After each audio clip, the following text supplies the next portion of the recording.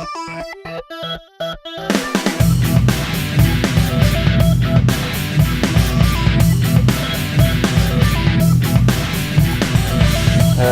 and welcome to NerdVsWorld episode 71, Nerding in the Rain. Wholly appropriate given we're now into autumn.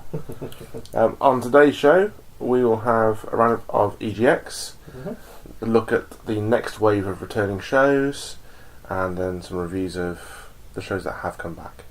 And new ones. Yeah. Oh yeah. Yeah, I haven't seen Exorcist yet, I know you have. Cool. Should we just start with EGX? Absolutely, sir. Yeah. Awesome. So, last 4 days in Birmingham, or the last weekend in Birmingham rather, this is going on a Friday, was EGX, formerly Eurogamer Expo. Yep. And convention bringing the big releases from major studios and a ton of indie games, Yep. which we managed to get our hands on. And essentially previewing everything you're going to be spending your hard-earned coins on for the next year. Yeah, and there's a couple of cracking games in that list. Yeah, there definitely are. I think we'll start the one that I played twice, Little Nightmares. That was so good. Yeah. There's only one I think I played that comes close to topping it for game of the year con for me. But yeah, Little Nightmares from Bandai, I think. Yeah, it's Namco Bandai, yeah. Was a stunning and scary and atmospheric little adventure game. Yeah, it's kind of a puzzle platformer. Yeah. But very, very disturbing. Yeah. Because on the Thursday you played half of it and I picked up from a certain point. Yeah. So I didn't quite get exactly how jumpy and freaky the music was in that first section until I went back and did a speed run at it on the Friday morning. Yes. Telling you that there's weird music going on in the background doesn't quite have the same effect. No. There were some genuine jump moments for me playing that game, especially the second time round, and especially because someone was dressed as the chef, and stood right behind me as I was playing. So not freaky at all. Didn't spot it until I'd finished and turned to leave and just walked right into them. Yeah, so essentially it appears to be the story of a little girl in an anorak. Yeah, a big yellow cagoule being chased and eaten by monsters. Yeah, it's things that scare you as a kid, I think, isn't it? Yeah. It's like the idea of adults and a giant world outside of your own. Yeah. So yeah. And the demo level is just playing through a kitchen, essentially. Yes. Whilst... Where there's a giant chef that wants to eat. Yeah. And it's deeply unsettling. Yeah. It really is. But I thought it was really good. I love the art style on it. It's kind of Coraline-esque. Yeah, I can definitely see that. For me, it was the music. But I think that's very much because of my background as an audio engineer. Yes, yeah, it was deeply unsettling. Yeah. But great fun. It's interesting trying to figure out what you're supposed to do while running away from a giant fat bloke who wants to eat you. Yeah. Hiding. I get lost in stealth games because I play too cautious anyway. So I think you probably saw that on the Thursday when I was playing through, I was hiding in that hiding kitchen. everywhere, yeah, whereas I was a bit more gung-ho. Yeah. On the Friday I was just like, fuck it. Balls deep, let's just go for it. Charge across the kitchen and manage to get out. But when you hear the scream of the chef as she sees you climbing up the bookcase to escape at the end, it's just like, that's just freaky. The whole thing is freaky. But yeah, I really enjoyed that demo. Yeah, looks very, very cool. Yeah, and that's on my list. So we'll stick a link to the trailer in Yeah. the show notes for that. I reckon you can have a look at it. And we may add in some of the Little Nightmares postcards to our swag giveaway, which we'll tell you about later on. Yes, for sure. We've got some of those to give away too. Right, next up for me then, and the one that really pushed Little Nightmares close for Game of the Con was Forgotten Man. Oh yeah, that looks amazing as well.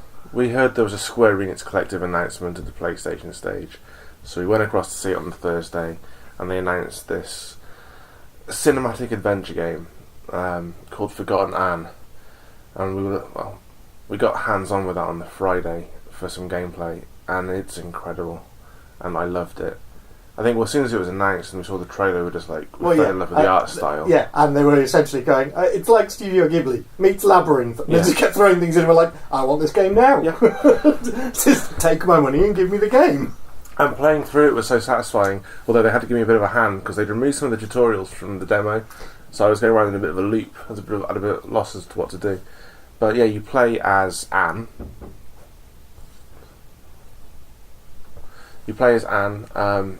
Making your way through the Forgotten Realm, a place where everything that's been forgotten goes to, so odd socks and scarves and pens and... Seems to be somewhat of a theme because going back to Little Nightmares at that point in the game where you just end up in a graveyard of shoes running away from something that's chasing you. Oh yeah. That was deeply unsettling. But yes, anyway, carry on. Yeah, and you are in this world trying to fix the ether bridge to get back. So Master Bonku, the only other person in the Forgotten Realm with you, is trying to help you get home. It's inspired by Japanese fairy tales mixed with some European fairy tales. It's got a Ghibli-esque art style to it, but has Pan's Labyrinth elements in the story. They wouldn't give too much away, but I was thinking about it quite a lot. And if this is the realm where things go that are forgotten about, then how did Anne end up there? And who's forgotten about Anne for her to be there? So I think there's like loads of layers to this story. They said the graphics were rendered in game, so there is no cuts and jars between scene transitions. It plays like you're playing in a movie. Awesome. It's just so smooth, and your actions have consequences, and people will react to you differently depending on how you go. I killed the scarf and turned it into ether in the game, and then later on, my character's referred to as being merciless, but you know, scarf killer. Yeah, well, it was a red scarf, and she's not wearing anything that really goes with red, so it had to die. Right, fair enough. All for the sake of aesthetics. Yeah. Nice. And it was called Dilly, and I thought Dilly's a silly name for a scarf, so it deserves to die. Fair enough. Yeah, so I played through that. What else did I get on hands on? Did you play the Turing test? I didn't play the Turing test, no. Too much time playing Forgotten Anne. Yeah. Yeah. I was trying to think of the best way to describe it. They call it a cinematic adventure game, and it's definitely that. It has elements of a puzzle. There's definitely elements of old school point and click adventure gaming to it as well. But it's just so smooth. The entire thing, and again, the sound is key. But they're going to get, they're going to get the Copenhagen Symphonic Orchestra to redo the score for it. Sweet. Which I think is pretty insane. And that's out soon. Well, that's out. Say soon, 2017. So that's kind of soon. Yeah, it's kind of soon. Because the Turing Effect was just released last week. So the Turing test. Turing test. Yeah. So there was that. That was awesome. I think between Little Nightmares and Forgotten Anne, I'd be hard pressed to pick a favourite out of the two of those. Different games entirely. But yeah, both incredible. Both straight onto my wish list on Steam. Awesome. Another one we got on the Thursday was the Fall Part 2 Unbound. Yeah. Which is a cool little indie title from a Canadian development company. Or that kind of AI and... it's kind of a mix of a point and click adventure game inspired by flashback at another world. Yeah, and side-scrolling beat 'em up elements to it as well. Yeah. And the writer of the game had never seen Red Dwarf, and we very much think that they should check out Season 2, Episode 1, Crichton, because there are some wonderful references. In fact, I'm even sure there's a line of dialogue from that episode in the game, or as near as damn it. It's kind of weird. I didn't play that from the start, so I missed a lot of the setup because you took over from the start. Yeah. So it seems to be like there were two personalities occupying that one suit. Yeah, it looks that way. It looks like it's to do with an AI that is in a kind of combat suit at the beginning of the game, and then gets shunted out of that and ends up in a butler. Yeah, it was the butter element was where I picked it up from. Yeah. And then after that, we managed to get inside something. Yeah. And we're trying to find her original body. Yeah, because this is part 2 of a series of games which we've got. The original game is out on Steam, and I think the second one's coming in the next couple of months. So you can go back and play part 1 and see what the rest of the story is like. Because we haven't played part 1, but I think we'll go back and have a play of it now, see what it's like. Unless you've played it since. I haven't played part 1. No. That was quite an interesting one. One I spent a lot of time playing was Elder Scrolls Legends. I never got on that. I spent ages playing that. I never got it. I really wanted to. It's really cool. It is what it says on the tin. It's an Elder Scrolls meets Magic the Gathering deck builder card game. It was Hearthstone, essentially. Yeah. Yeah. Okay, that's fair enough. I still wanted to play it just because I like the Elder Scrolls lore. Yeah, and it's great fun. So I just picked up a couple of decks, did the tutorial level, kicked the ass of the tutorial level, then started playing against other people in the room, and they utterly kicked my ass. So it was great fun. You didn't know who you were playing until kind of got up at the end. I think me and another guy stood up at the same time. And, did you just? I was like, yeah, you kicked my ass. Nice. That's pretty cool. On the Friday, I was queuing for WWE 2K17. Just went straight in, more or less, and they had one console open, and the two of us looking for a single player game, and we just decided to play a 2-player game. So I played as Finn Balor versus Seth Rollins, and I'm not sure how I won, but I did, because I didn't know what I was doing in terms of control. Button mashing! Yeah, like, he seemed to have an idea of how to pull off moves and stuff. I couldn't get into the ring for the first part of the match. Like, he interrupted my my intro as well, so like you can actually charge in and attack him on the ramp whilst they're doing their intro. Right. But yeah, we got it going. I pulled off a couple of moves, and it was a tense game because the kick out mechanic is really interesting in that it puts up a dial and it flashes round, and you have to hit X at a certain point, and the earlier in the match, the slower it goes and the wider the marker you have to hit. But as you go on and on, your intensity gets worn down. It goes faster and faster, so you have to really try and time it to be able to kick out. Which meant that, like, 15 minutes in, with Finn Balor absolutely beaten black and blue, I was having to really time my kickouts perfectly. And we were getting this really, really close. There's close to 2-3 counts. Actually, a wrestling match that's a real competition. Yeah. Wow. And so many reversals, but done. It's not like the chain moves and chain reversals of the previous wrestling games. It's literally just like it will flash L2 at certain points, and if you get it right, you reverse.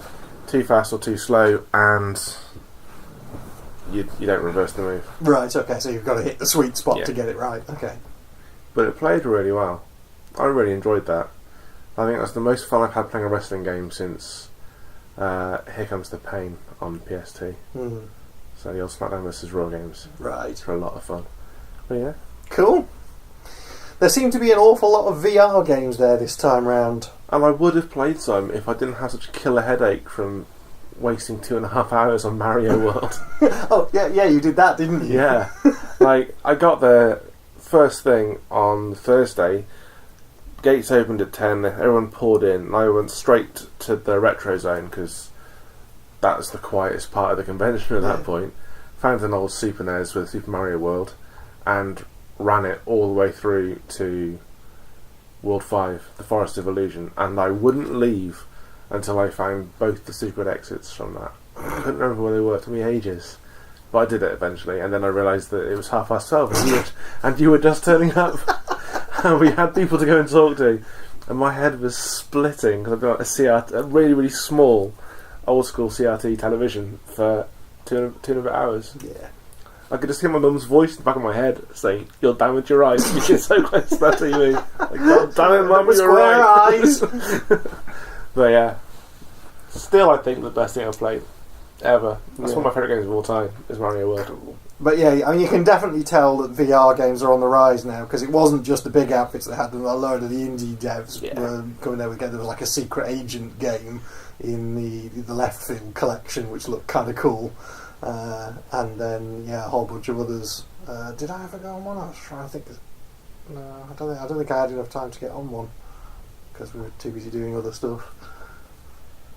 Yeah, I didn't. But it certainly seems like it's becoming more of a thing now, because I think last year at EGX there was, I think there were like 3 PlayStation VR games, and you couldn't get on them without a previous booked appointment, whereas this time I think there was at least a capacity to turn up and register to go and see one. Yeah.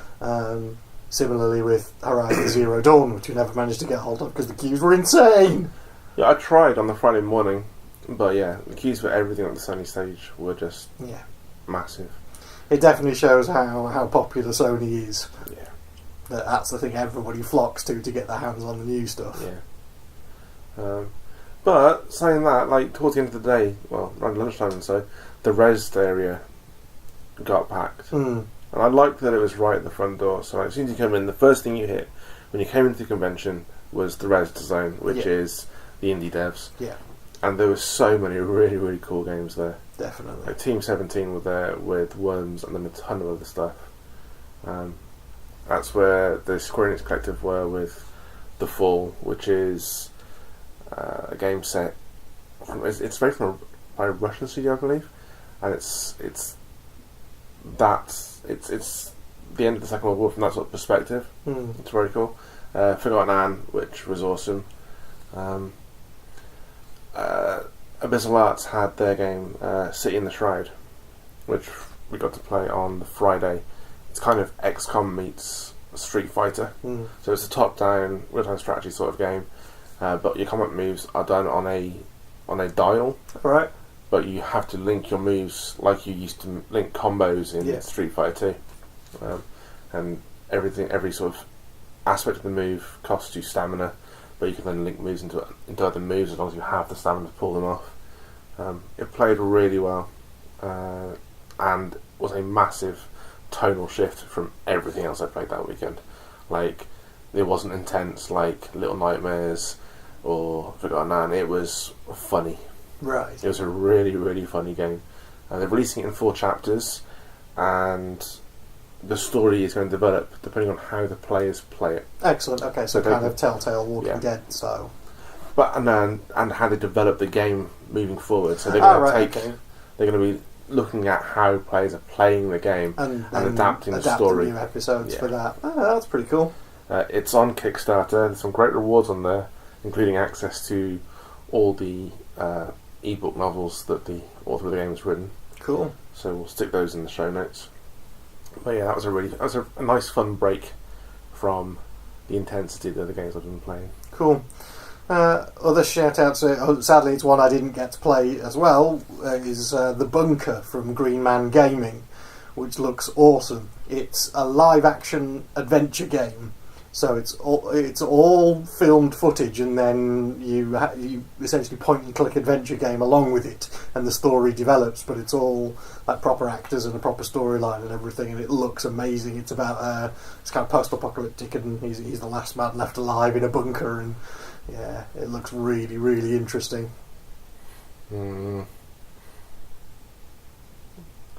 That was, I think I remember seeing where that was, but yeah, I never got hands on it. Yeah, it was Green Man Gaming. They had 4 games on there, and it was always busy every time I went there. So I just went and did something else instead. Did you get the Nautilus Rift? I didn't actually play on the Nautilus Rift, but I went and watched some other people playing on it, and it looked amusing. I got a report from someone who was at Gamescom in Cologne, and their friend was playing Nautilus Rift and forgot about the X button in the far power and ended up throwing up. Yeah, so for the uninitiated, the Nautilus Rift is a thing that they've built and hooked up to South Park, the Fractured Butthole. So you can imagine it's South Park in Smell-O-Vision. So imagine how that plays out. Yeah. I didn't even find it the entire weekend. Like, I didn't find it. I was looking for it as well. It was in the 18 plus section, right at the back. Ah, okay.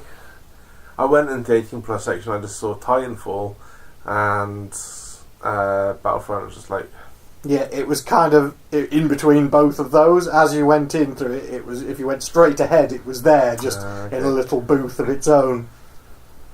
Yeah, no. Oh well. Next year. If the Nodulus Rift comes back again.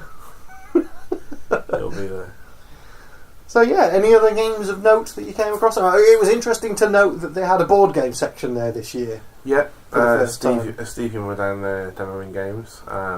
No board game retailers, but yeah, pretty big demo zone.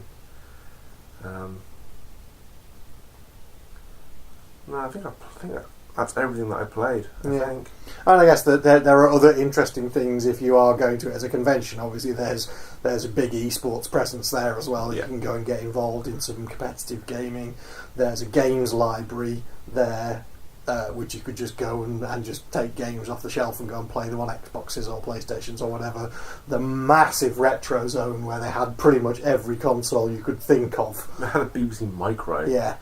And a Spectrum Plus. Yeah. So many old school games consoles there. So it's awesome if you want to see the new games, and also if you just want to sit and piss about playing Super Mario for 3 hours. Yep. Which I can totally recommend. Just take some painkillers with you for your head. But yeah, so much going on. Like the Virgin Lounge had Destiny time runs. Like if you could beat the new instance in a certain time, you got PlayStation and a bunch of other Destiny stuff. Was it the National Crime Agency was there as well? Yes, yeah, there was some odd stalls there. Doing data protection and data crime, I think.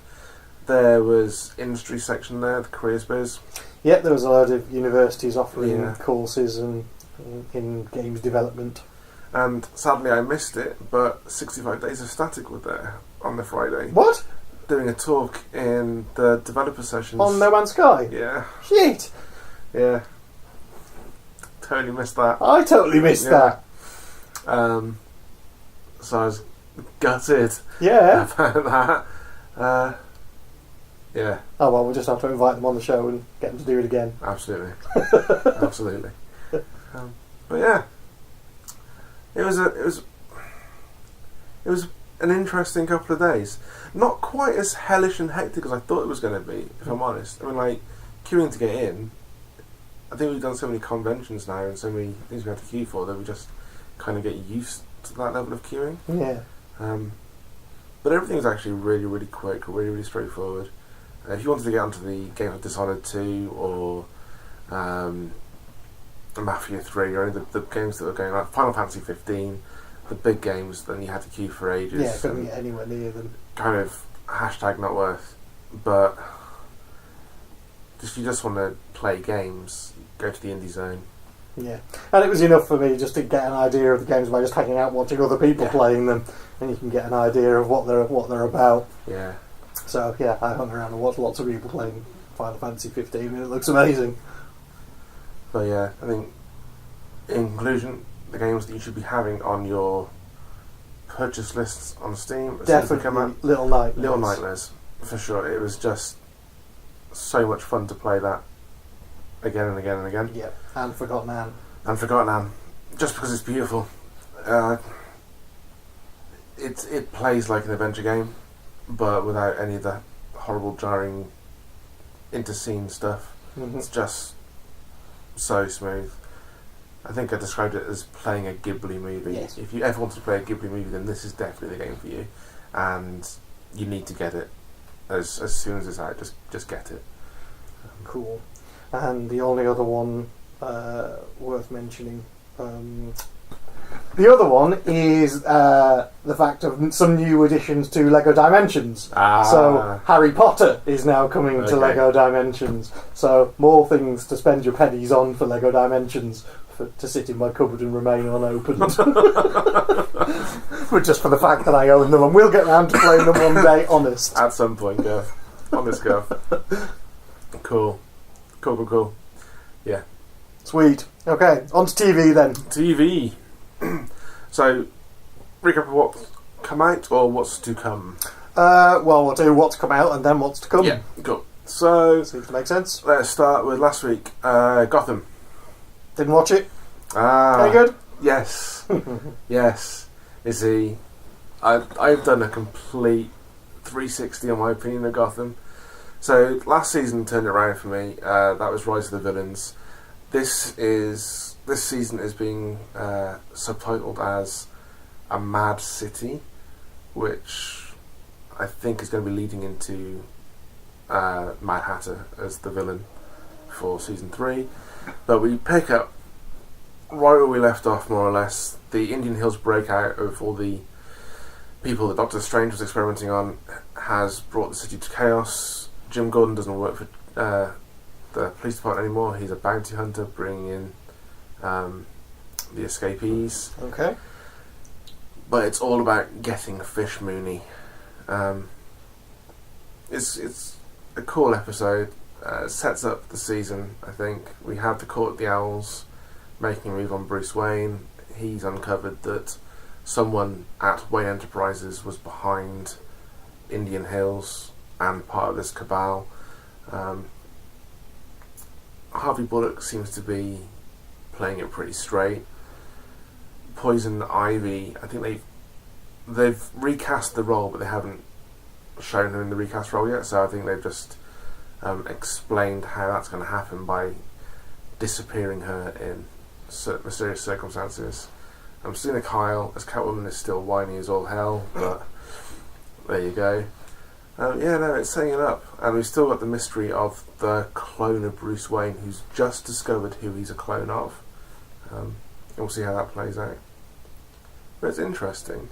And I think last year with Theo Galavan, we kind of suspected the Court of the Owl stuff was coming, and then it seemed like it was going a different way altogether, because just got rid of him, and Doctor Strange became the main enemy for the end. I think this is going to be kind of a recurring theme with Gotham, is that it'll look like they're setting up one bad guy for the series, and they'll probably do away with it around like the midpoint and bring in the true threat. So I'm waiting to see when Mad Hatter turns up. Okay. But I enjoyed it. I thought it was a fun episode. Lucifer? Yeah. Lucifer's back. Season 1. Looking for his mommy. Indeed. And finding her, eventually. And finding her at the end of the first episode, yeah. I thought it was a nice little issue. I would have liked them to have held off reuniting them for a little bit longer, because I liked him playing out his mommy issues. I liked him just being paranoid that everything was being done by his mum to get him. And they could have waited a little while longer.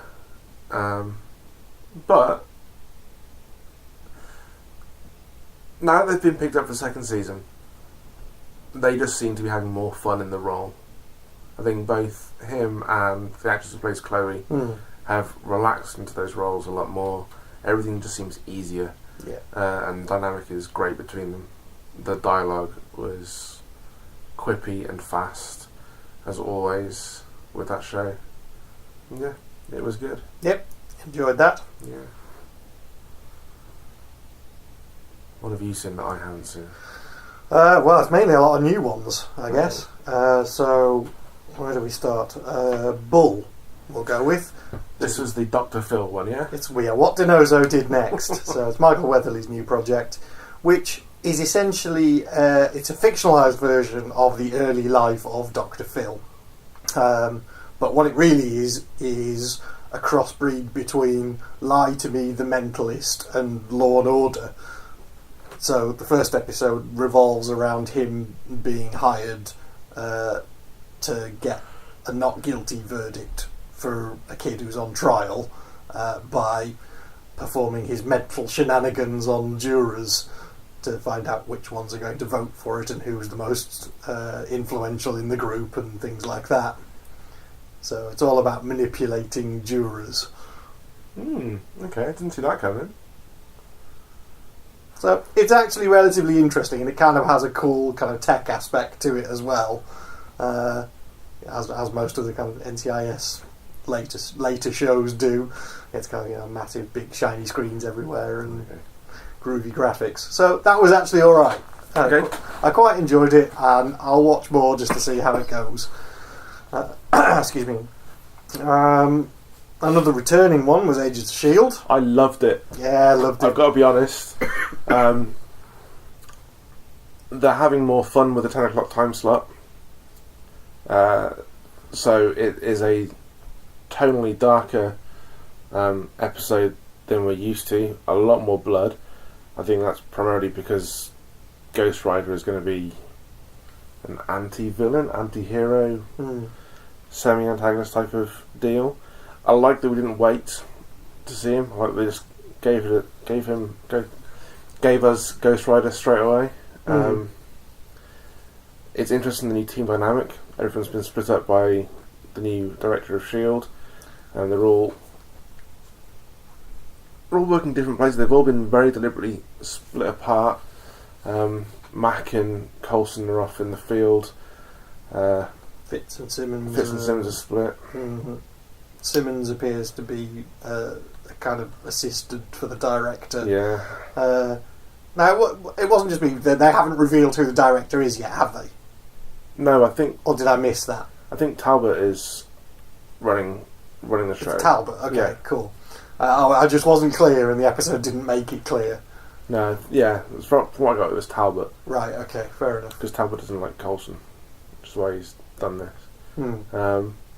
Yeah, a whole lot of plot lines being put down there. Like, what was in the box? What's in the box? Some kind of spirit of vengeance, one might imagine. So there's that. There is Fitz off with the good doctor and Ada. Yes. AI plot line. Squadron Supreme is the Ada plot line with Tom Thumb. I don't think that's going to be the Doc. If anyone gets there, it's going to be Fitz. Which I don't know why, but I just foresee some weird love triangle between Fitz, Ada and Simmons in this series. Yeah, I could see that. You know, the argument for developing AI is going to come up, especially in light of Ultron, and there's going to be... It was referenced. It was. And so the Sokovia Accords. Yes. Yeah, I caught that one too. So there's all that, and then and Daisy. And interesting that Yo-Yo is double agenting. Yeah, so she's working for S.H.I.E.L.D. and she's working as an informant for Daisy or Quake. I like that they didn't bring Quake in. It makes more sense for her character to be out there solo. Yeah. Especially if we just call back to episode 1, season 1, when she was doing the same sort of thing. Yeah. You know, it's all well and good. I think if I have any issue with the episode, it's that opening shot of pants up, t-shirt down. It's like, okay, yeah, it's 10 p.m, guys. That doesn't mean you can start adding sexuality to the show in the most cliched of ways. Yeah.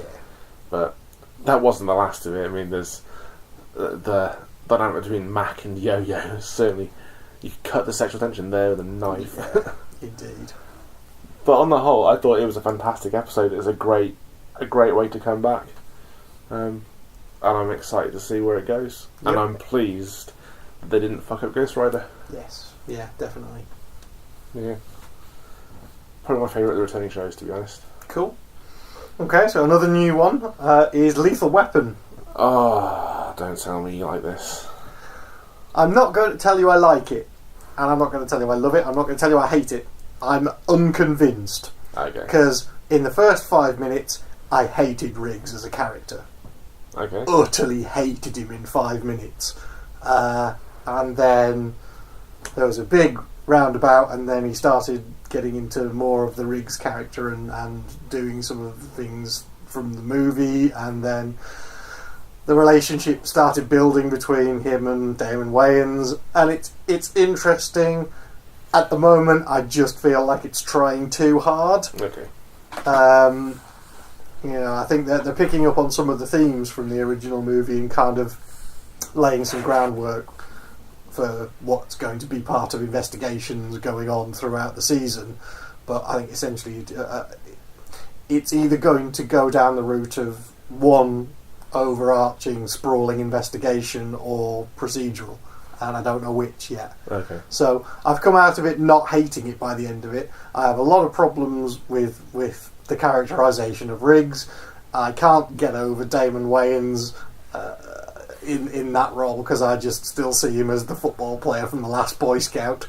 Okay. That's an odd reference. But that's all I really know him from. Was he in Major Pain? Not seen that. Have you not seen Major Pain? Oh, man. Not seen it. Okay. And I've not seen any of the scary movies that neither have I. So the only frame of reference I have for him really is The Last Boy Scout. Fair enough. In which Bruce Willis is too old for this shit. Yeah. So yeah, it might be okay. There's some interesting character name references. So for example, the captain's called Captain Brooks Avery, which I clocked. So is a reversal of Avery Brooks for some reason. There's a reference of that, and then there was a couple of others that I picked up on names. I've forgotten what they were now. So there are some interesting kind of name drops in there. Okay. So no idea what they're about. So I'll go back and I'll watch a second episode because I'm a massive fan of the original movies. I love them to bits. And I think that's probably why my immediate knee-jerk reaction was to hate Riggs, because he's so different. Okay. Alright, next show, and this is going to be controversial, but The Blacklist, and I wasn't grabbed. Ooh, really? Yeah. Okay. I wasn't a massive fan of this season premiere. Okay. I really enjoyed it. Yeah. See, go on then. What was it? Just didn't hold my interest. I kept flicking between, like, if I'm watching it, I'm watching it on my laptop, and if I flick off onto Facebook or something else whilst it's playing, have it running in the background, then that's usually an indicator that I'm bored of the episode. Yeah. Okay. And I was off doing other things whilst that was playing. I don't know why, because I generally love that show, but yeah, something about just the speed of the show, or like, can't put my finger on it. Okay. See, I thought it was really interesting because it was, essentially it was Red punishing Mr. Kaplan and Tom out in the woods trying to get back and trying to get his daughter back, and I thought that was all rather cool. I just think it was a little bit cliched at the ending of it. Was about the only thing that I didn't like. Yeah. I'm going to stick with the show because it's been so good in the past. It gets a do-over from me. Yeah, but essentially, I think for me, it's about how they're going to get rid of Tom and put him into the spin-off show, and that I just don't know at the moment. Yeah, I want to know where his mum was this whole time. Yeah, because where was she in the episode? Yeah, she just wasn't there at all. Yeah, no, it just kind of lost me a little bit, but we'll stick with it. Okay. Another new one that I wasn't expecting much of and was actually really pleasantly surprised was Designated Survivor, which is Kiefer Sutherland. Oh, okay, yeah, in the White House. Yeah, it's actually really rather good.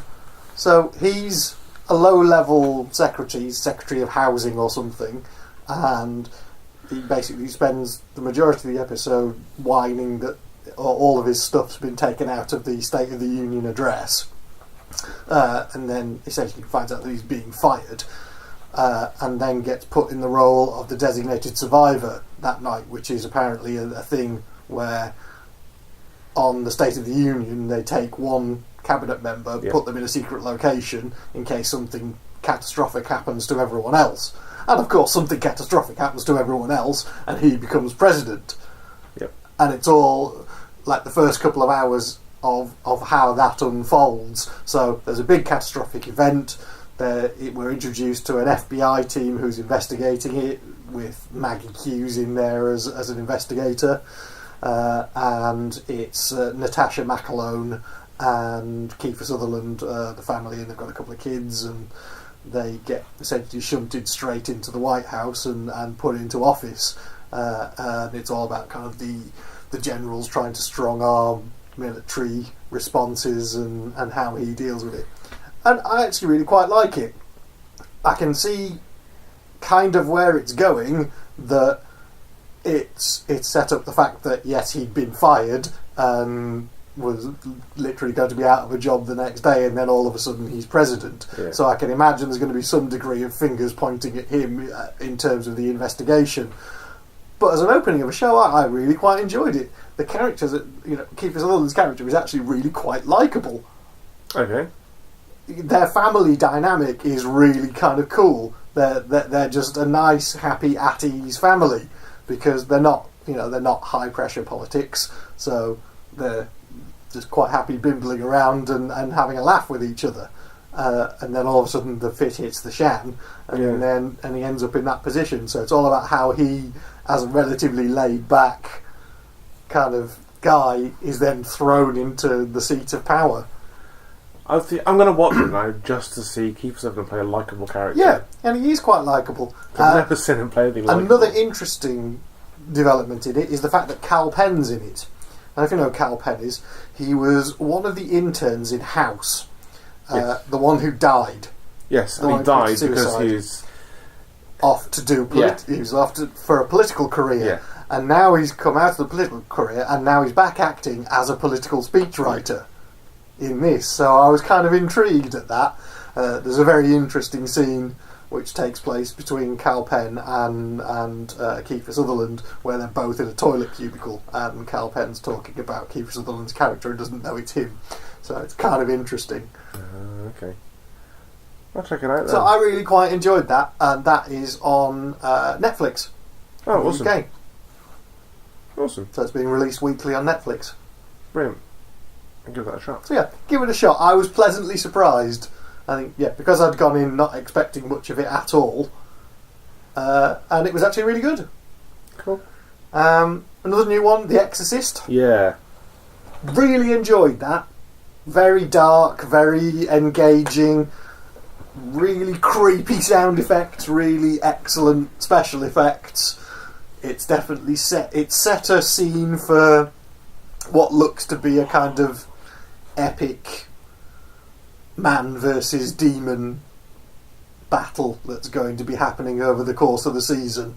Okay. So the lead character, Father Ortega, starts having dreams about another priest who's an exorcist, starts seeing visions of him, and then eventually tracks him down, and then they have a bit of a set to about it, and then I think he eventually comes and joins in what is going to be the fight.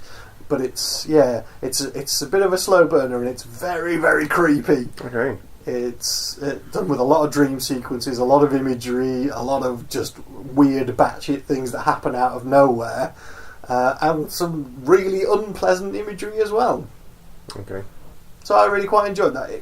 It was a lot better than the film, in my opinion. Because most people see the film as being a classic. I'm not in that camp. I think it's a bit dated and could be done a lot better. Interesting. Cool. So I really quite enjoyed it. And then my last one is another one that I really didn't know what to expect of, which is called Quarry, which is about a Vietnam vet who comes home, who's involved in some kind of potential wrongdoing in Vietnam, but which him and his mate are ultimately cleared of.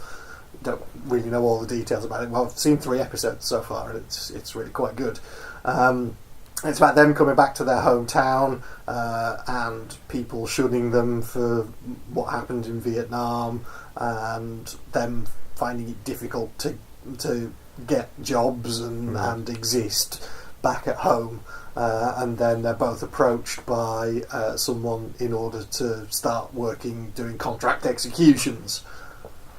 And initially one of the characters doesn't want to do it at all, another one does. Through various ways, shapes and means, that he ends up being involved with it, and it's the story of kind of how that goes. It's dark, it's kind of in the same vein as True Detective. It's very dark, gritty 1970s. Okay. But it's a hard-hitting, gritty show. But really quite enjoying that. Okay, I'll check it out. That's on Cinemax. I think the last new show that you've both seen is Son of Zord, Elangulon! Yeah, if you've seen the trailer, you've pretty much seen the first episode. Yeah. I mean, I wanted to love this more than I did, if I'm honest with you. Yeah, I did too. The first episode got a few laughs out of me. The killing the bird was funnier in the episode than it was in the trailer. Yes. And that got a chuckle. And there's some incidental dialogue in the second episode which made me laugh. That kind of call back to an earlier thing. But on the whole, it wasn't the laugh out loud, start to finish show that I was expecting. No, it wasn't. But I found it, it was amusing. And as you said, I think the first episode, if you'd seen the trailer, was essentially just an extended version of that trailer. Yeah. There were no surprises in there for you. You'd seen everything happen in the trailer, including all the really cool, funny bits. Yeah. Even, pretty much all the best lines of dialogue are all in the trailer as well. Who around here has a giant sword? Well, Margie in HR. Yeah. All of that. It was all in the trailer. So I'm looking forward to seeing the second one and seeing what I think of that, which I'll likely be watching after this. Yeah. There's some interesting stuff in there. I'm liking the dynamic between him, his ex-wife, and his ex-wife's new fiancé. Yeah, the teacher. Yeah, the online lecturer. Lecturer, yeah.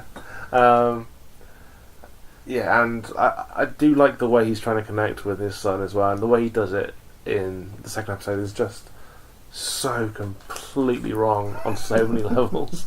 It's worth watching. I mean, it's going to be one of those shows that I think is going to develop a real cult fan base. It's just set up for it, I think.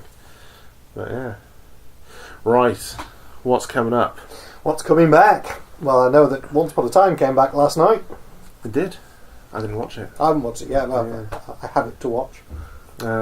Well, coming up, obviously, the day this is out, once you've listened to our podcast, you should go onto Netflix and watch every episode of Luke Cage. Oh, the Luke Cage! That's that.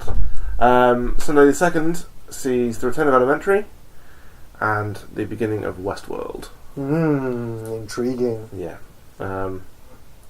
Elementary is one of those shows that I hated the concept of before I watched it because it was an American Sherlock Holmes, and I was so opposed to it. But it's one of those shows which is insta watch as soon as it's available for me. I love that show. Because I believe it was me that made you watch that again. Yes, it was. Which is why I'm probably going to go and watch Bull. Yes. It's interesting, but I don't know. It could very quickly lose its appeal if it's just the same thing every week. But Designated Survivor looks like it'll be a good one. Cool. Monday 3rd sees the return of Scorpion. Oh, yay. Tuesday the 4th sees the return of The Flash. Flashpoint, here we come. Yeah, we're going to start with 2 Flashes, I think, in the season opener. Wednesday 5th, Arrow and new show Frequency. Yes. The 10th of October is Supergirl. Supernatural returns on the 13th of October. I think Legends of Tomorrow is the same day, but no one gives a shit about that, I don't think. I have now watched season 1 of it. Yeah? I've now finished season 1. And I am holding out hope for the second season if the Hawk people don't come back. Okay, I've heard that from so many people. I just hated their characters. They were such whiny, inconsequential characters, and the whole plot revolved around them. Literally everyone I've spoken to about that show has said, I hate the Hawk people. Yeah. And then the big one, Sunday 23rd, Walking Dead returns. We find out whether or not Negan killed the cameraman. See, there's an argument that he's killed 2 people. Is there? Okay. Yeah. I think he's killed Glenn. I think he absolutely has to kill Glenn at this point. And I think he might have offed Abraham as well, just to course correct. Because Abraham should have died a few episodes earlier. So yeah, one or both of them are going to be the victim. Lay your money on it, people. Let's see what you think. In my humble opinion, one or both of those characters are going to meet the business end of Lucille. I decided to cosplay as Negan because I reckon I could pull it off. Yeah, definitely. But yeah. So that's that for shows that are coming back. Mm. Oh, I rewatched Batman vs Superman. The extended version. Yeah. Well, Does it make a difference? Now, you see, therein lay my problem. Is I bought the extended edition, but didn't realise that there's actually one disc of the theatrical edition. So I watched the whole theatrical edition again and went, well, that was just as shit as last time. And then went, the other. You mean I've got to go? Oh. So you watched it 3 times. Yeah. Oh. Yeah. No. No, I'm still not convinced. So yeah, that didn't go well. Yeah, but the thing is now, like, Margot Robbie apparently is on for a producing role on the Harlequin spin-off movie. I'm just like, no, nothing. Have a look on the shelf up there. You'll see what I have to watch. Where on the shelf? Lying flat on top of Star Wars. Yeah. Okay. So I've not heard very good things about this. Nor have I, but I'm interested to watch it. And we're talking here about Batman the Killing Joke animated here, in case you were wondering. So I have it. I've yet to see it. Undoubtedly, there will be reactions coming as soon as I do. Yeah, I've not heard great things about it, but we'll see how it plays out. But yeah. Right, that's all in terms of news. I think so, yeah. Yeah. We do have some swag to give away. We do indeed, yeah. So I guess, we got a bunch of stuff given to us by Team 17, so we got a bunch of Worms t-shirts and plushies and badges and keyrings and things. And I think, I'll probably chuck in the Little Nightmares postcards along with it as well, which we'll give away in some way, shape or form. Not entirely sure what, and I guess keep an eye on the website and we'll post something out about how to enter the competition and win the swag. Yeah, just make sure you check out the NerdVsWorld Facebook page. Yep, absolutely. We'll post something on there in the next few days, I reckon. Yep. Awesome. Well, that's all for this episode. I've been Brendan. I've been Spindles. And until next time, take care and be excellent to each other. I didn't fuck it up. No, but you did fuck up the intro. Did I? Yeah, you didn't introduce us in the intro. And there we go, folks.